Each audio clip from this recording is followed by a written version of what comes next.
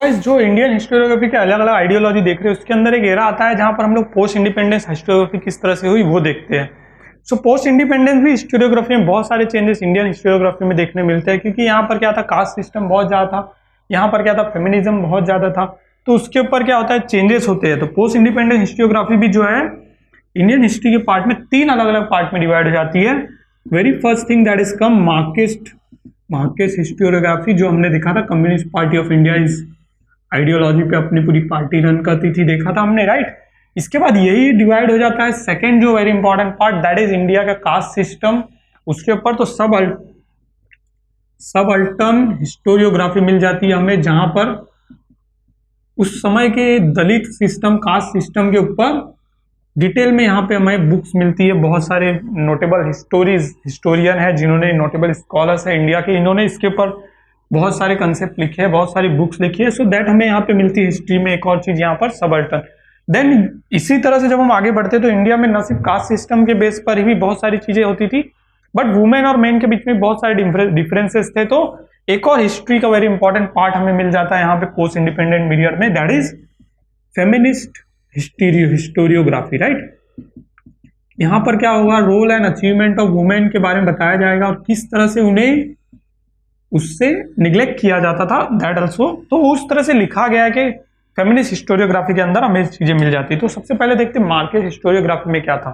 सो Marxist historiography की शुरुआत 19th century से होती है। 19th सेंचुरी में जब मार्क्सिस्ट लोगों ने, कुछ लोगों ने क्या किया था, means of production, modes of production, industrial relationship को अपना एक बेस बनाया था, क्योंकि वो टाइम पे इंडस्ट्रियलाइजेशन हो रहा था, इंडिया में भी इंडस्ट्रियलाइजेशन हो रहा था, एज वेल एज क्या हो रहा था, आउटसाइड की डेवलप वेस्ट साइड की कंट्रीज में बहुत सारा इंडस्ट्रियलाइजेशन हो चुका था। सो उसका इंपैक्ट जो है इंडिया तक आ रहा था। तो इंडिया में मीन्स ऑफ प्रोडक्शन बढ़ रहे थे, मोड्स ऑफ प्रोडक्शन बढ़ रहे थे, प्रोडक्शन के साथ साथ क्या होते हैं, रिलेशन आते हैं। तो इंडस्ट्रियल रिलेशन डेवलप हो रहे थे। तो उसको हिस्ट्री का पार्ट में किस तरह से उन्होंने हिस्टोरियन, जो नोटेबल स्कॉलर्स थे, हिस्टोरियन थे, उन्होंने क्या किया, उसको यूटिलाइज किया और उसको बुक्स के रूप में सिक्योर किया, जिससे कि आने वाले टाइम में जब लोग पढ़ेंगे तो उन्हें उस टाइम की हिस्ट्री पता चले।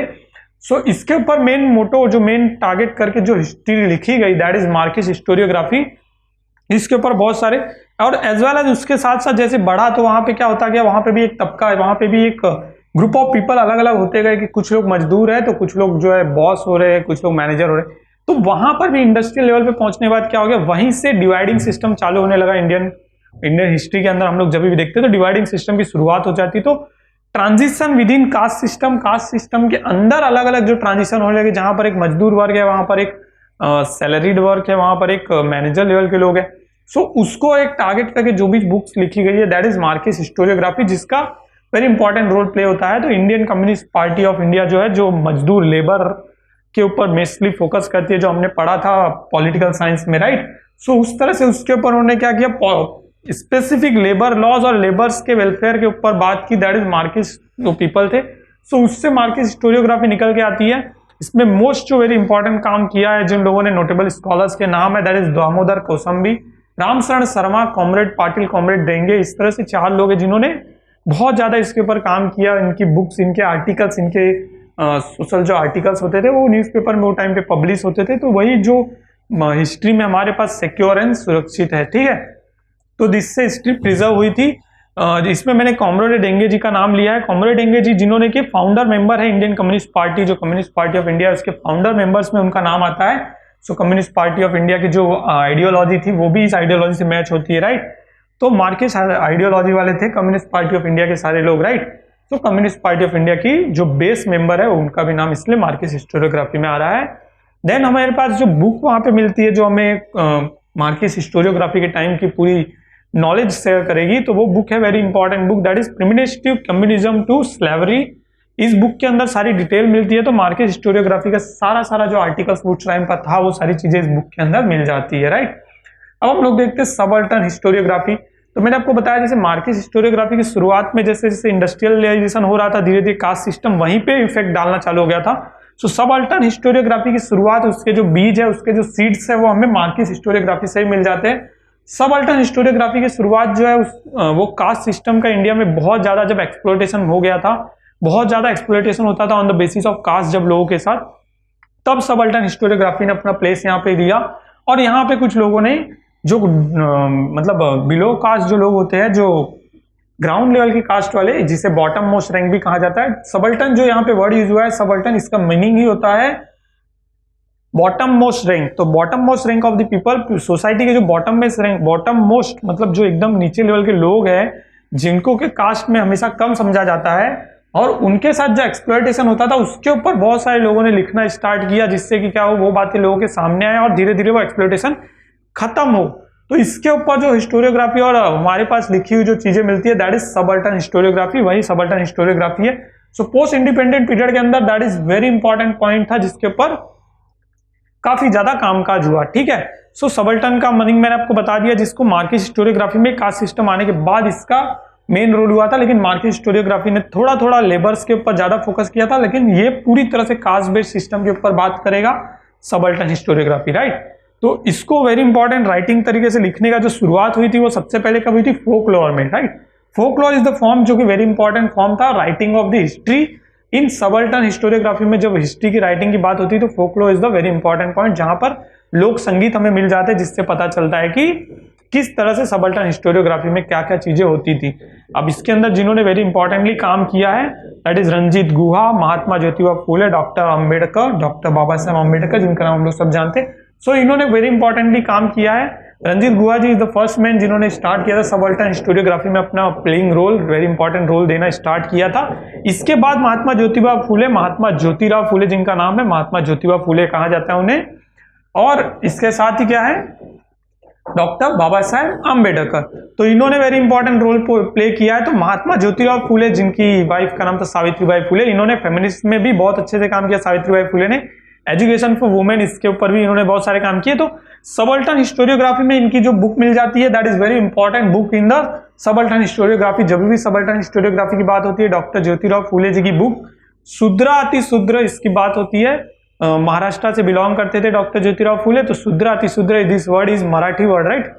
सो यहाँ पे शूद्र एंड अतिशूद्र, इनके ऊपर पूरी ये बुक लिखी गई है। Shudra and Atishudra, this both are caste, जिसे कि बॉटम मोस्ट रैंक की कास्ट में गिना जाता है, और उनके साथ क्या क्या एक्सप्लॉयटेशन होता था, उनके साथ किस तरह से भेदभाव होता था, डिस्क्रिमिनेशन होता था, किसी भी चीज में एजुकेशन हो जाए या किसी भी चीज में कहीं उनको पानी भरने जाना, उन्हें पानी नहीं भरने दिया जाता था, दैट ऑल, वो सब दलित कास्ट सिस्टम के ऊपर पूरी तरह से शूद्र अतिशूद्र इस बुक के अंदर इन डिटेल लिखा गया है। सो इन डिटेल आप जब ये बुक देखते हैं तो इसको सबल्टन हिस्टोरियोग्राफी की वेरी इंपॉर्टेंट बुक इसे कहा जाता है। इसके बाद हमारे जो नोटेबल स्कॉलर है जिनका नाम है डॉक्टर बाबा साहब अम्बेडकर, जिन्होंने सबल्टन हिस्टोरियोग्राफी को एक बहुत ही बड़ा मुद्दा बनाया और बहुत अच्छे से इन्होंने लिखा।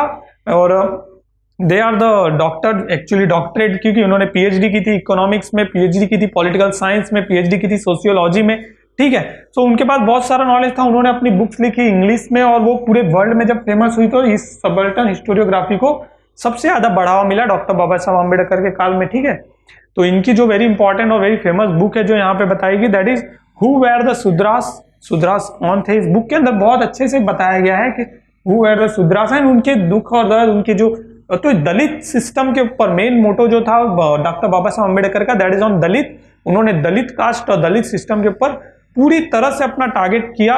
और उनकी वेरी इंपॉर्टेंट अगेन बुक मिलती है जो हमें बहुत अच्छी बुक है, दैट इज द अनटचेबल, जिसे छुआछूत कहा जाता था, untouchable, the untouchable is book.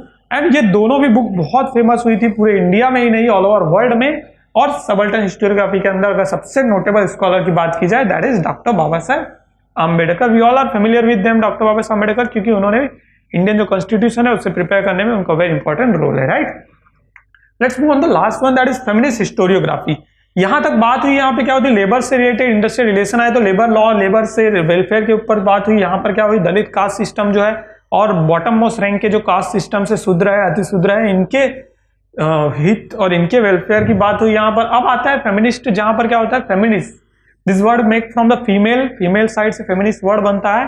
So female side से फेमिनिस्ट वर्ड बन रहा है, तो यानी कि यहाँ पर हम लोग बात करेंगे वुमेन वेलफेयर की।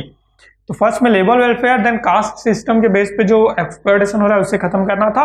देन यहाँ पे जो हिस्टोरियोग्राफी हुई, that is again a very important point, क्योंकि बिफोर इंडिपेंडेंस और आफ्टर इंडिपेंडेंस भी, आफ्टर इंडिपेंडेंस तो काफी कुछ अच्छा हो गया, बट बिफोर इंडिपेंडेंस ये बहुत ही बुरी सिचुएशन थी इंडिया के अंदर। वुमेन्स को अगर हम लोग देखते तो वुमेन्स को इंपावरमेंट नहीं मिलती थी, वुमेन्स को इक्वल अपॉर्चुनिटी नहीं मिलती थी हर जगह। तो ऐसे में जो हिस्टोरियोग्राफी लोगों ने लिखी, जो बुक्स लिखी, that is a feminist historiography. इसके अंदर बहुत सारे लोगों ने काम किया है।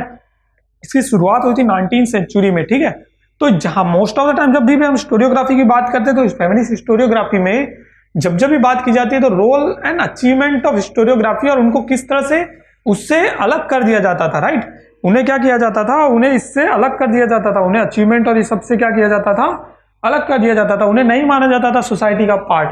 तो ऐसे में रोल अचीवमेंट ऑफ वुमेन जो है इनको नेग्लेक्टेबल रखा जाता था, इनको नेग्लेक्टेबल रखा गया। तो इन्हें मेन स्ट्रीम में लाना, इनके अचीवमेंट की बात करना, इनके एम्पावरमेंट की बात करना, इनके एजुकेशन की बात करना, that is very important part of feminist historiography, ठीक है। सो फेमिनिस्ट हिस्टोरियोग्राफी में हम लोग देखेंगे 19वीं सेंचुरी में ताराबाई शिंदे जिन्होंने सबसे पहले एक फेमिनिज्म पे बुक लिखी थी, that is very important book. 1882 19वीं सेंचुरी की जो भी बात होती है, 18 का सेंचुरी जो चल रहा है, 1882 में ताराबाई शिंदे ने जो बुक लिखी थी स्त्री पुरुष तुलना, ये बुक हिंदी में और मराठी में थी, दैट इज स्त्री पुरुष तुलना।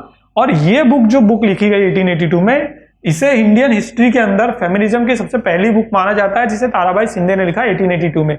बट जैसे ही एक बार कोई मुद्दा उठाता है तो ठीक है, उसके साथ साथ बहुत सारे काम होते हैं। तो वैसे ही 1888 जैसे आया, 1888 में क्या हो गया, पंडित रमाबाई ने भी एक बुक लिखी, the high cast Hindu women, इसके ऊपर उन्होंने बुक लिखी थी। सो बुक के ये सब टाइटल है जिसके अंदर हमें फेमिनिस्ट हिस्टोरियोग्राफी और इंडियन हिस्टोरियोग्राफी के अलग अलग आइडियोलॉजी उसकी झलक देखने मिल जाती है। और साथ में हमें पता चलता है कि उस तरफ का उस टाइम पे क्या सिस्टम चलता था, उस टाइम पे लोग किस तरह से रहते थे, और फेमिनिज्म की बात हो रही तो उस टाइम पे क्या रोल होता था वुमेन का घर के अंदर, वुमेन का क्या रोल होता था सोसाइटी के अंदर, और उन्हें किस तरह से एक्सप्लॉइट किया जाता था अलग अलग छोटी छोटी बातों को लेके। और सारी चीजें हमें फेमिनिस्ट हिस्टोरियोग्राफी में जब भी हम देखते हैं तो मिलता है। Again a very important book हमें यहाँ पे मिल रही है, that is from Meera Kosambi, जिन्होंने लिखा था क्रॉसिंग थ्रेशोल्ड। थ्रेशोल्ड यानी एक लिमिट जो डिसाइड हो जाती है कि किसी चीज के लिए उसे क्रॉस करना। तो इसके ऊपर ये बुक लिखी थी मीरा कौसम्बी ने, क्रॉसिंग थ्रेशोल्ड, फेमिनिस्ट एस्से इन सोशल हिस्ट्री। सोशल हिस्ट्री में फेमिनिस्ट एस्से की बात की गई है, very important, that is again. इसके बाद डॉक्टर रखुमाबाई की बात आती है, जिन्होंने वेरी इंपॉर्टेंट काम किया फेमिनिज्म में, और न सिर्फ फेमिनिज्म में, उन्होंने वुमेन को एम्पावरमेंट में करने में भी बहुत काम किया। डॉक्टर रखुमाबाई की बात करें तो हम लोग, doctor Rakhmabai is the first lady doctor, first practising lady doctor of the India. India की पहली प्रैक्टिसिंग लेडी डॉक्टर है डॉक्टर रखुमाबाई, जिन्होंने फेमिनिज्म और वुमेन एम्पावरमेंट की बात की। देन हमारे पास नाम आता है डॉक्टर शर्मिला रेगे का, जिन्होंने एक बुक लिखी थी, that is writing caste, writing gender, again a very important book, जिसमें न सिर्फ जेंडर की बात की बट कास्ट की भी बात की, यानी सबल्टन हिस्टोरियोग्राफी, फेमिनिस्ट हिस्टोरियोग्राफी का मिक्सचर हमें देखने मिलता है डॉक्टर शर्मिला रेगे की बुक में, ठीक है। सो इस तरह से हिस्ट्री को उस टाइम पे बहुत सारे लोगों ने प्रिजर्व किया, उन्होंने जिस जिस तरह से लिखकर हमारे लिए छोड़ा, तो उससे हमें आज के टाइम की पता चलता है कि किस तरह से वो टाइम का सिस्टम था, ठीक है।